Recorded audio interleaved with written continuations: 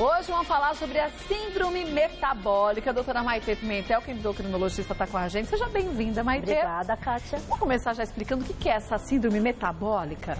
Então, a síndrome metabólica é um conjunto de fatores de doenças que, agregadas, podem aumentar o risco da pessoa ter uma mortalidade ou infarto ou derrame. Então, pessoas que têm um conjunto de características, elas vão aumentar a mortalidade 2 vezes a mais do que as pessoas que não têm e infartar às vezes 3 vezes a mais.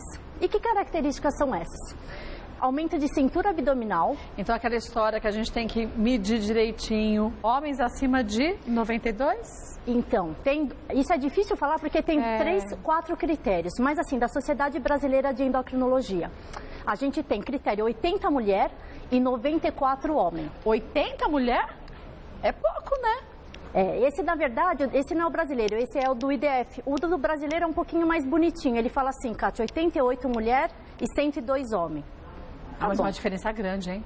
8 centímetros de circunferência, gente, dá um tanto assim. Isso aqui circunferência de gordura é muita gordura, hein? Então, pra gente ter na cabeça, entre 80 e 88 mulher, entre 94 e 102 homem.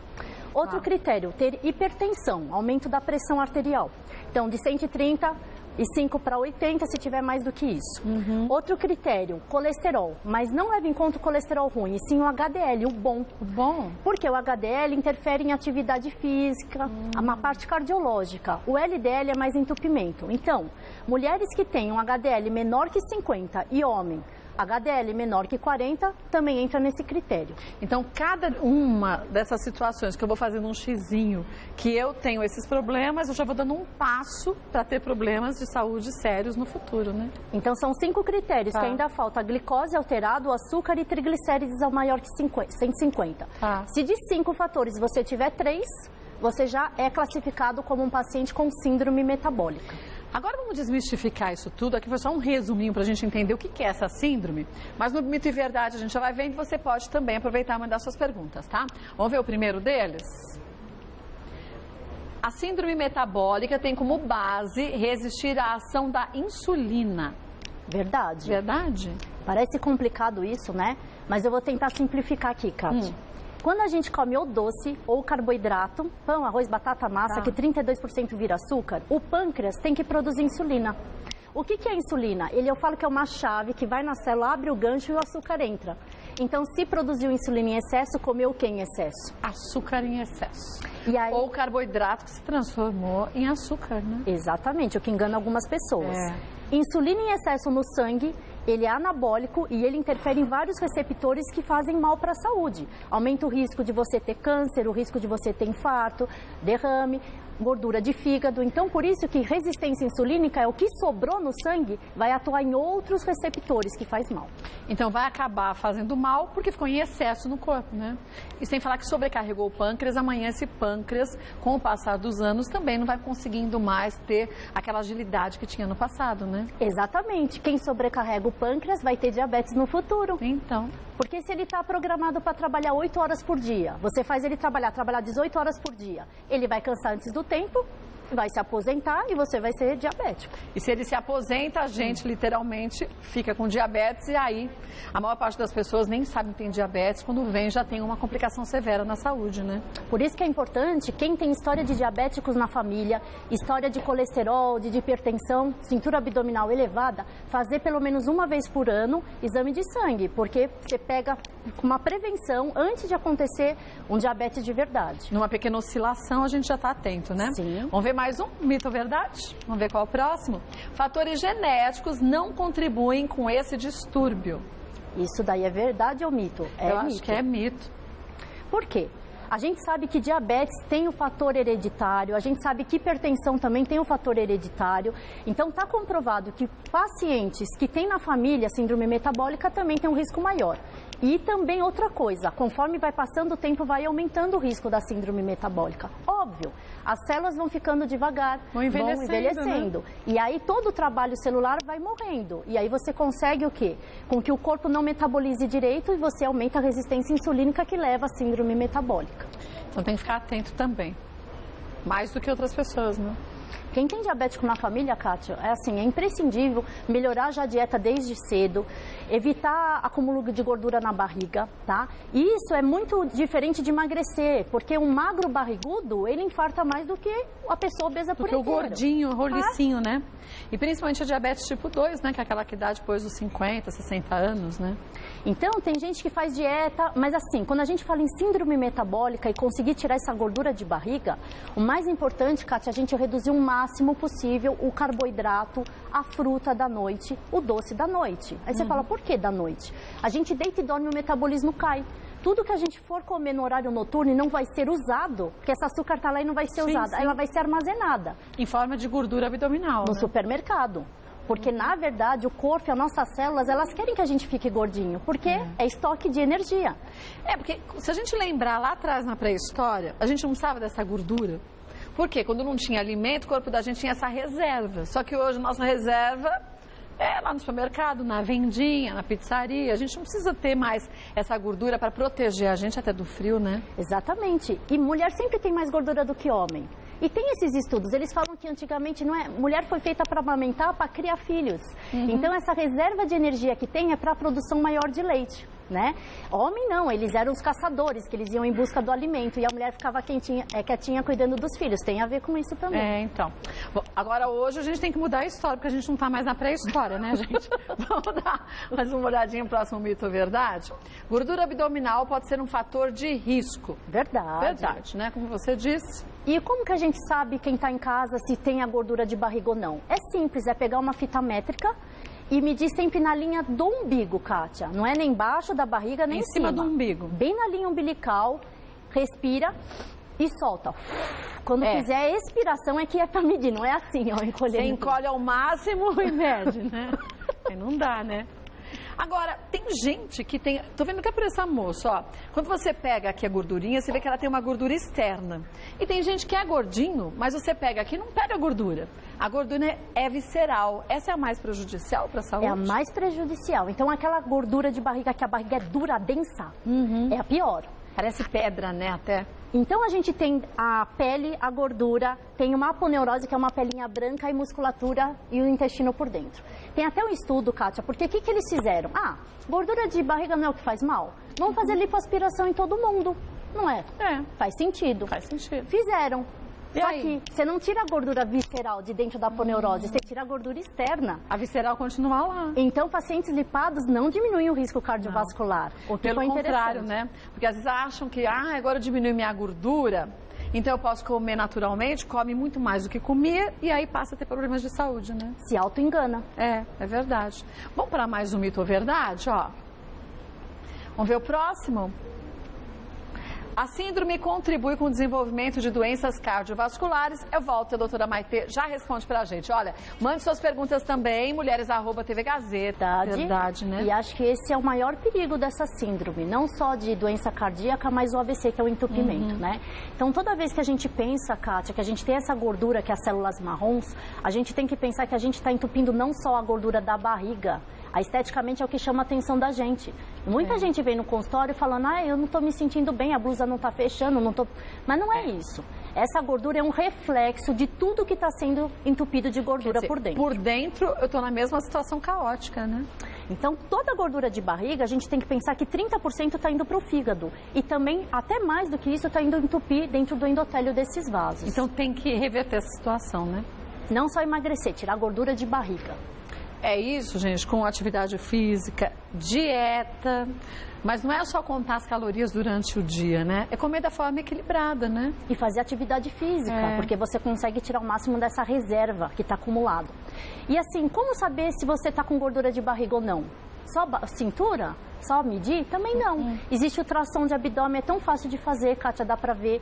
Se você fizer um exame mais apurado, uma tomografia, e tem uma máquina que chama bioimpedância, que você segura e por próton você vê a quantidade de H+, onde tem gordura no corpo, proteína, água e osso.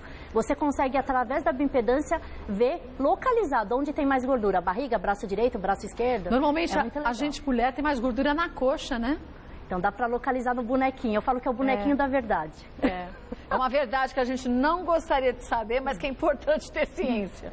Porque a gente começa a ver, gente, o quanto que, infelizmente, a gente usa a balança, às vezes, como a forma correta de ver quanto cada uma pesa.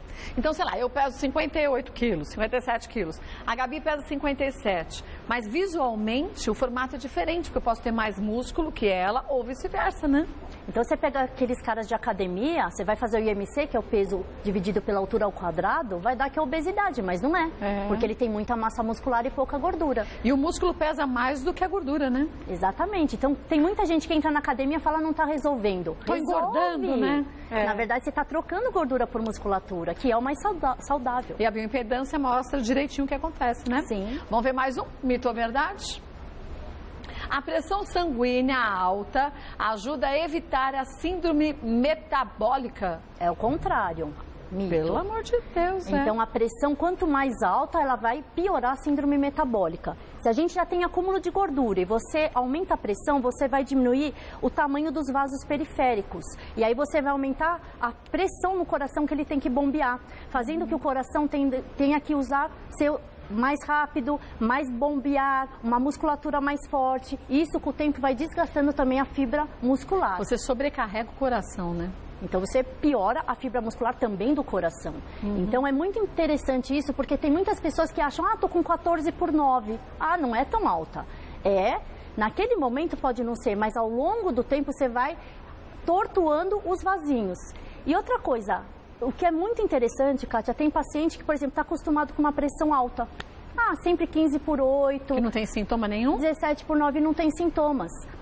Isso é muito ruim, porque quando for uma pressão 23, 12, que pode dar um derrame, um AVC, a paciente não vai sentir tanto. Então, uma pessoa que não tem sintomas é muito pior do que aquela que tem. Outra coisa que a gente se engana é quem tem pressão baixa. Eu tenho pressão baixa, mas meus pais têm pressão alta e eu tenho em casa o aparelhinho de medir pressão. E a gente tem que medir, porque ela pode ser baixa hoje, mas amanhã ela pode se tornar alta, né? E não só medir de manhã. Não, você tem que medir vários horários. Porque até diabetes, você pica de manhã. Eu falo, você ficou sem comer nada. Lógico que vai estar baixo. Então, picar antes e 2 horas depois das refeições. E a mesma coisa com a pressão, né? Faz a aferição em vários horários, né? Vamos ver mais um? O desenvolvimento da síndrome aumenta com o envelhecimento. Esse senhor, com essa pancinha dele, né? Já não passava no seu teste. E dá pra ver mesmo, né? Que é meio dura essa barriga. E por que às vezes tem gente que tem uma barriga assim dura e uns caroços, assim, parece que é de gordura também? Tem os lipomas que são formados também na região da subcutânea que aparece mesmo. E outra coisa, tá vendo essa... Parece que em cima é mais alto do que embaixo? Aqui, né? Uma coisa que também acontece, que às vezes as pessoas não ficam pesquisando, é a hérnia de hiato. Que é a boca do estômago dilatada e quando você come dá maior distensão aqui na parte de cima do que embaixo. Isso tem que ser tratado, porque com o tempo esse refluxo pode lesar o esôfago das pessoas. E o desenvolvimento assim aumenta o envelhecimento. Verdade, como eu falei, a gente tem coincidência, mais ou menos 30% da população geral do mundo tem síndrome metabólica. É muita gente, né? Até os 25 anos, 20%. Depois dos 20 aos 45 anos, chega a ser mais de 58% da população. Ainda mais que a obesidade está crescendo muito, né, cara? Principalmente na infância já, né? Aqui no Brasil, 33% das crianças estão com obesidade. Mas, gente, é um número muito grande. Não, eu acho um absurdo. Na época que a gente era criança, era todo mundo magrelinho. Mas a gente não parava, a gente corria tanto. Hoje em dia as crianças são muito sedentárias. Brincadeira de criança é com tablet. Ainda que tem esses videogames que ainda brincam um pouquinho, mas a dieta também é muito errada, Kátia. É muito fast food, é muito carboidrato à noite, né? Quando a gente tem essa coisa de querer agradar os filhos no fim de semana, também interfere. Então, assim, a gente vê, eu falo com as crianças, é a mostarda. Eles não sabem que é a folha mostarda, eles acham que é a mostarda do ketchup, nunca viu. Então, também tem que a mãe, desde pequena, educar o paladar. Por mais que não goste, insista 1, 2, 3, 4, 5 vezes. Diz que às vezes tem que insistir 120 vezes para a criança gostar, né, daquele determinado alimento. Eu falo, o japonesinho desde pequenininho come, né, aquele coisinha sashimi, foi adaptado a comer desde pequenininho, ele gosta, né? Vai aqui em algum lugar que nunca comeu, a criança vai, nossa, que estranho. Apesar que, eu acho que assim, na cultura brasileira, agora a criança come muito comida japonesa. Eu vou em restaurante e tem muito, não Mas tem? cheio de molho de soja, né? É um perigo. Que dá aquela chuchada, assim, mas o sashimi, ele é tão saudável, mas pega o sashimi e mergulha no molho de soja, que o bichinho sai preto. No Japão não é assim, Então. é uma pontinha. Aliás, o shoyu é altamente rico em sódio. Ele é muito salgado, então toma muito cuidado quem é hipertenso de não usar muito shoyu. E nem aqueles temperinhos que vem em tabletinha e pozinho, que aquele também tem muito sódio, né? Até aquele pozinho que é do miojo é altamente rico em sódio. E até o próprio macarrão, porque a massa é frita. Também. Ela é fritinha, né? Para quando a gente colocar na água, ela cozinhar rápido. Não é milagre não, gente. Vamos ver algumas dúvidas que surgiram, olha. Da Célia Carvalho, por que as mulheres têm mais facilidade para engordar e mais dificuldade para emagrecer? Isso é verdade. As mulheres têm vários hormônios que são os contrarreguladores que fazem reter, armazenar mais gordura e energia. Justamente porque tem esse, é amamentar, procriadora. E na verdade, a mulher, com a menopausa, piora mais ainda a situação, Kátia, porque a gente deixa de produzir estrógeno do ovário, vai produzir androstenediona, que ele é metabolizado na cintura abdominal. Então é muito comum a gente ver, mulher entrou na menopausa, ela perde a cintura. É verdade. Isso a roliça, né? É. Então, isso é verdade por causa do fator hormonal. Tem como a gente diminuir esse risco? Sim, a gente usando as terapias hormonais contra esses hormônios. Agora, se a gente começar a reparar, quando a gente vai andar num parque, começa a olhar, porque eu já fiz esse teste. A maior parte das vezes você vê pessoas acima de 50 anos, 60 anos, homens caminhando. A mulherada não. Por quê? Começa a se dedicar mais para os filhos, fica mais em casa, depois os netos. Não se movimenta tanto. Trabalha bastante dentro de casa, mas não caminhada. Você vê mulher marcar jogo de vôlei ou qualquer outro jogo, os homens fazem isso. Não é verdade? E quanto a emagrecer, se você tem o marido e a mulher, eles vão fazer tem o mesmo peso, a mesma terapia de remédios, a mesma dieta, o mesmo exercício. O homem sempre é mais rápido. Dá até raiva, né? É. Mas isso acontece, e isso é questão de metabolismo e a genética também interfere nisso. Pais gordinhos, filhos gordinhos, então a gente tem que evitar que os filhos da gente fiquem acima do peso quanto antes, né? Se a gente cuidar da obesidade infantil, a gente vai evitar que seja uma criança obesa no futuro, tem estudo mostrando isso. A gente também, obeso, criancinha, Kátia, diminui a estatura final. Então, se você não tratar, ele também perde centímetros e diminui a questão dos hormônios sexuais. Então, você tem o hipogonadismo hipogonadotrófico. O que é isso? Os caracteres sexuais, o pipizinho vai ficar menorzinho, vai começar a crescer só depois do tempo certo. Você entra numa puberdade tardia, a gente fala. Tem que levar no endócrino para saber direitinho, né? Se as coisas estão equilibradas na saúde da criança, né? Sim. Vamos ver mais uma pergunta que surgiu? Marisa Aldiane, como muito e não engordo, já tomei muitas vitaminas e não deram resultado. Além do medicamento, que posso fazer para engordar? Acho que ela é tua parente, né, Kátia? É minha parente. Olha, Marisa, acho que a gente, sem saber, faz parte da mesma família.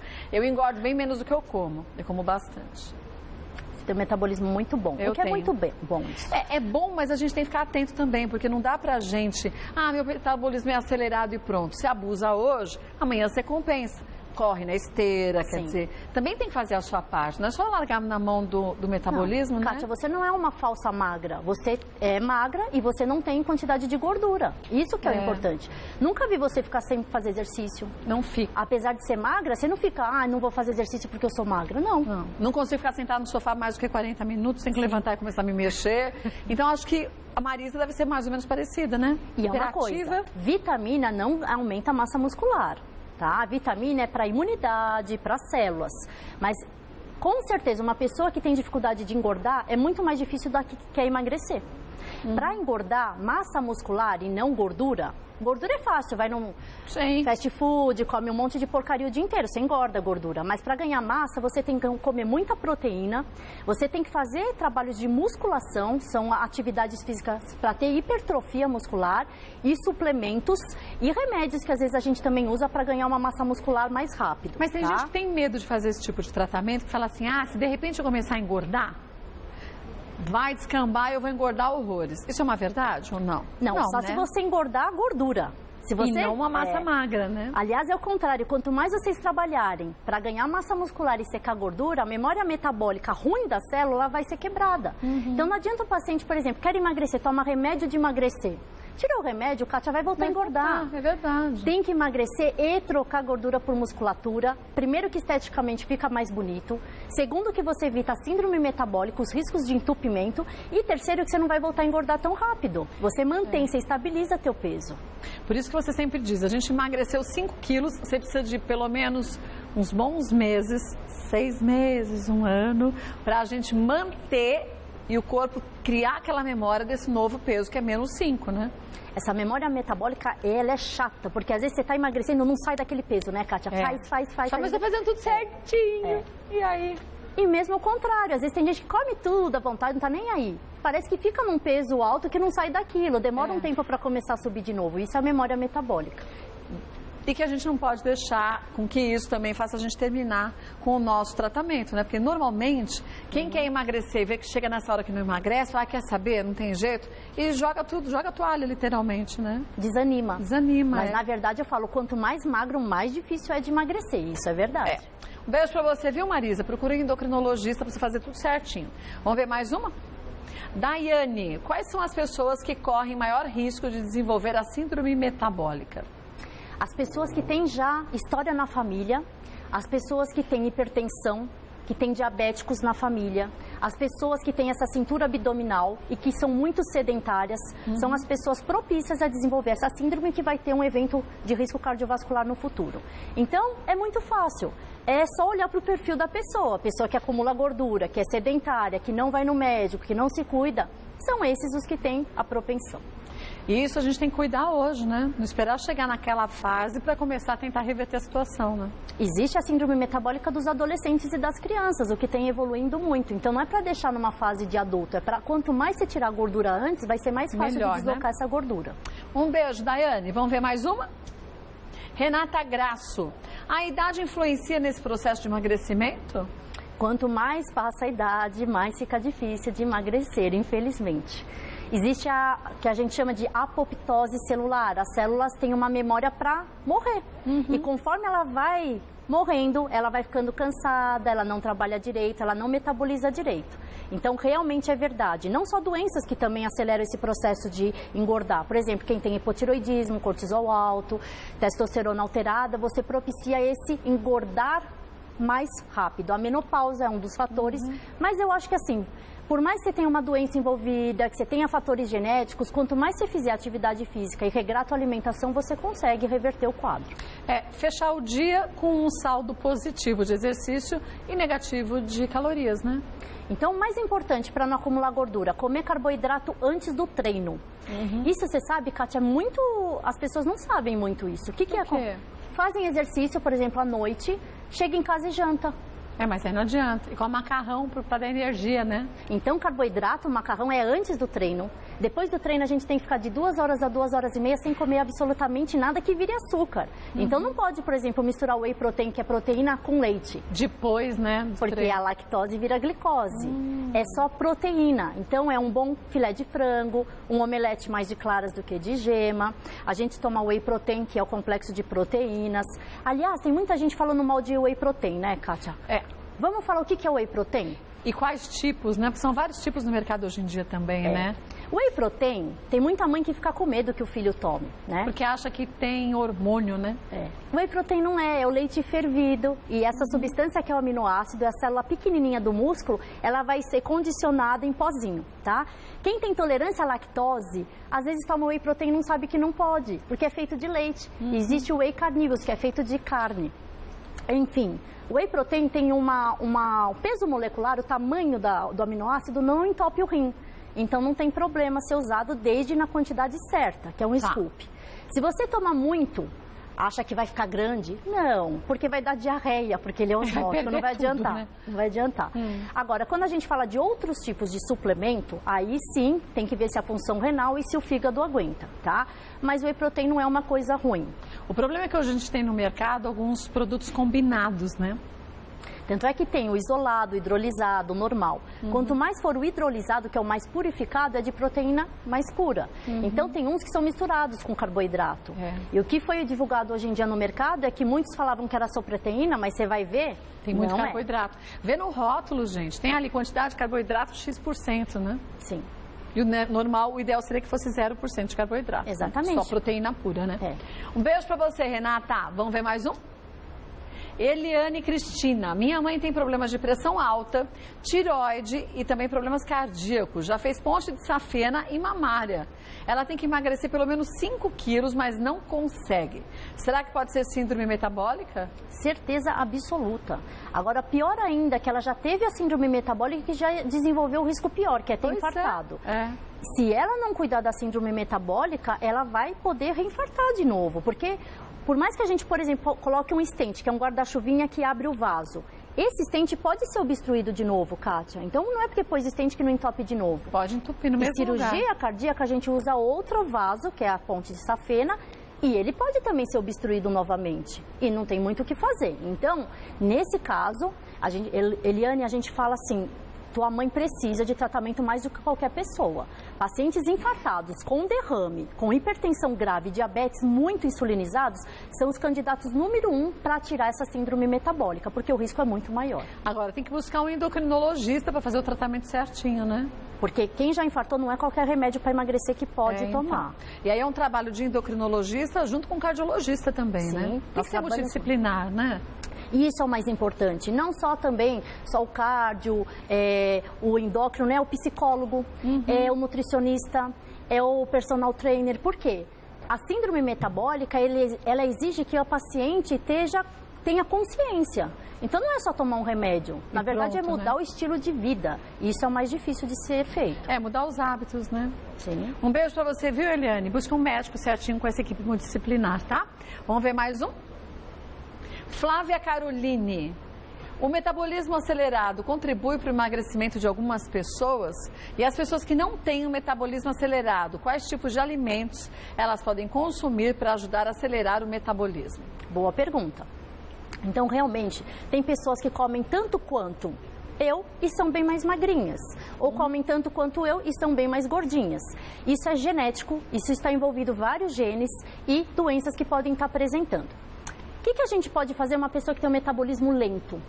Você tem que estimular ela a comer de 3 em 3 horas, fazer exercícios aeróbicos. Então, Kátia, pilates não resolve, musculação não resolve, coisas de caminhada leve não resolve. Tem que ser corrida, dança, coisas que acelerem o coração bastante, né? Acelerar 30% a mais do basal, mais de 25 minutos. Outra dica, não adianta fazer todo dia 20 minutos, Kátia, tem que fazer pelo menos 45 minutos. Sim. Evitar os carboidratos, a farinha branca, tirar o glúten o máximo possível, não comer tanto doce, enfim, o que a gente está falando. Quem já tem um mecanismo ao contrário, acelerado, são pessoas que perdem muito. Então, essas pessoas têm que fazer mais musculação, atividades de hipertrofia muscular, elas têm que comer muito mais proteína, tem que também comer um pouco de carboidrato à noite, que a gente não dá para quem está acima do peso. E você tem que, por exemplo, tem suplementos tipo whey protein de cadeia ramificada, que você dá à noite para a pessoa não perder tudo que ela ganhou durante o dia. Legal. Então tem mecanismo para a gente fazer que é desacelerar o metabolismo. Eu acho isso muito ruim, né? Mas tem pessoas que precisam, Mas né? tem gente que é muito magra e se sente mal assim também, né? Sim. Ou quer engordar, se entope de açúcar. E aí depois vê que tá diabético. Porque também é uma ilusão a gente achar que só gordinho tem diabetes, né? Não, tipo 1 é magrinho. Então, pois é. Então tem que ficar atenta, viu, Flávia? Vai também você no endocrinologista. Vamos ver mais uma? Pergunta da Rosa. É verdade que na menopausa é mais difícil emagrecer? Pior que é verdade, né? Rosa. Como a gente falou, a gente produz mais androstenediona, cintura abdominal, o metabolismo está mais lento que as células envelheceram e também, às vezes, começam os problemas ortopédicos, aí não pode fazer o exercício direito. Está acima do peso, o joelho. Exatamente, aí começa um monte de coisa a complicar. É verdade. Um beijo, viu, Rosa? Vamos ver mais uma? Eliane Isaías. Injeções anticoncepcionais podem engordar? Então, depende de que substância a gente vai estar usando. Na verdade, a maioria dos anticoncepcionais que a gente usa a base de estrógeno, que é a pílula que a gente usa, eles dão uma inchadinha sim, tá? Porque eles retêm mais líquido. Por isso que a gente tem alguns anticoncepcionais que tem diurético junto, para evitar isso. Para ajudar a eliminar esse excesso de líquidos. Quando a gente tem os injetáveis à base de andrógenos, dos hormônios masculinos, você pode até engordar um pouquinho, mas não tanto de gordura. Aliás, eles tiram gordura da pessoa. Então, mas por outro lado, eles podem dar osteoporose precoce, eles podem dar outro tipo de problema. Então, anticoncepcionais andrógenos injetáveis, na verdade, até tira celulite, tira gordura. Por outro lado, você não pode usar para sempre, porque ele oh, meu Deus do céu, tira o cálcio. Tá, então, mineraliza, né? Isso. Agora foi. Pode ajudar a ter osteoporose. Então, você tem que usar por pouco tempo. E se você estiver num período de fertilidade que ainda quer engravidar, não é recomendado. Você tem que fazer os exames, saber a fertilidade para saber se pode usar ou não. E até as injeções, que a maior parte das injeções são de 3 meses, né? E se a mulher nunca usou esse tipo de método anticoncepcional e começa a usar e tem algum efeito colateral, demoram 3 meses para se ver livre disso, né? E às vezes até bloqueia um pouco mais. Então tem que tomar cuidado e saber certamente se vai usar isso. Se é bom para você ou não. Um beijo, Eliane. Vamos ver mais uma? A síndrome metabólica pode atrapalhar uma mulher a engravidar e a gordura visceral também atrapalha? Pergunta a Patrícia. Olha, essa foi ótima pergunta, hein? É bem inteligente a Patrícia, hein? É verdade. Você sabe que essa síndrome metabólica com resistência insulínica, ela vai alterar o FSH da hipófise, que vai mandar uma informação de bloqueio da ovulação. E a gente sabe que síndrome metabólica com resistência insulínica piora o síndrome do ovário policístico. Nossa, falei um monte de coisa. O que eu quis dizer? A insulina alta piora a função de ovulação. Então, meninas que estão querendo engravidar, estão acima do peso, principalmente com testosterona e insulina alta, que é no ovário policístico, tem que fazer tratamento. Porque elas às vezes estão sangrando, mas não estão ovulando. Então, engana. Sangramento, né? Falso sangramento. Isso é muito importante. Então, quem quer engravidar realmente deveria diminuir a cintura abdominal. Não só isso. Quando você está acima do peso e engravida, aumenta o risco de você ter uma hipertensão, que chama DEG, de você ter diabetes gestacional, de você ter várias complicações. Então, quem quer engravidar deveria primeiro tentar emagrecer para depois engravidar. E sem falar que também faz mal para o bebê, né? Aumenta o risco de sofrimento do bebê. Uma vez que você tem pressão elevada, que você tem diabetes gestacional, o bebê também acaba tendo todas essas influências, né? Altera perfil até de você ter um aborto, você ter um parto precoce, de você ter um neném com diabetes. Então, é muito grave. Se for o seu caso, Patrícia, vai no médico. Resolva isso antes de engravidar. Vamos ver mais uma? Daniela Pena, essa síndrome também afeta crianças? Se sim, a partir de qual idade? A idade que tiver gordinho, então não tem idade. Aquele bebê gordinho, aquelas dobrinhas antigamente, hoje em dia já não é tão bonito assim, né? Vovozinha, né, que acha bonito e dá um monte de comidinha, mas você sabe que a bioimpedância a gente também faz na fase de puberdade das crianças e também tem uns dados de antropometria que a gente tem os gráficos, quanto que deve ter a cintura abdominal das crianças. Ah, de criancinha também? Tem. Isso depende da idade óssea e a gente calcula com a idade se é menino ou menina. Então, esse valor de 80, 94 não é para criança. É para adulto. Isso é depois que você já fechou a cartilagem epifisária. Então, o pediatra pode ficar atento também, né? Sim, o pediatra pode medir e ver se está dentro do padrão. E, gente, mesmo visualmente, a gente sabe quando a criança está gordinha, né? É aquele joelhinho gordinho, pezinho de batata, aquela barriguinha. Fica com um papinho, parece que o pescocinho encurta, não é? E uma dica aqui. Quem está com a criança gordinha e tem acantose nigricans, o que é isso? É uma manchinha preta aqui na dobra do... Você pescoço? Já viu? É, debaixo do bracinho. Ah, eu já vi. Isso significa insulina alta. Ah, é? É. E às vezes tem mãe que esfrega e vem com o pescoço todo manchado lá vermelho. Não, isso não sai. Se você der remédios para baixar a insulina e fizer emagrecer, vai então essa marca é um sintoma de diabetes. É o sintoma de pré-diabetes, isso mesmo. Eu não sabia não. Gente, um risquinho preto que fica aqui, que parece que a criança fala, é de dobrinha, dobre aí marca, ou na axila. Não sabia disso. Na virilha também, às vezes. Na virilha. Então, se você reparar isso no seu filho, corra. Corra, gente. Não dá para esperar muito, não. Porque se a diabetes já é prejudicial no adulto, quem dirá na criança, né? Em criança, meu Deus, isso já é uma resistência insulínica avançada. E a gente sabe que, infelizmente, muitos pais percebem que o seu filho tinha diabetes quando entra num coma diabético. E aí é triste, porque a gente sabe que essa criança já tem um corpo que já teve um agravamento de alguns órgãos com essa doença, né? Poderia ter sido evitado muitas vezes, né? Pois é. Olha, eu vou passar os contatos da doutora Maitê. Qualquer informação que você queira, tem, olha, umas matérias bem legais no site dela. Acessa, é o www.doutoramaiteendócrino.com.br. Lembrar, gente, que o Maitê é THE, tá? doutoramaiteendócrino.com.br. É claro que a doutora Maitê volta mais vezes ao programa, querendo sugerir um tema, você fica mais do que à vontade. Obrigada, viu? Boa tarde, boa semana para você.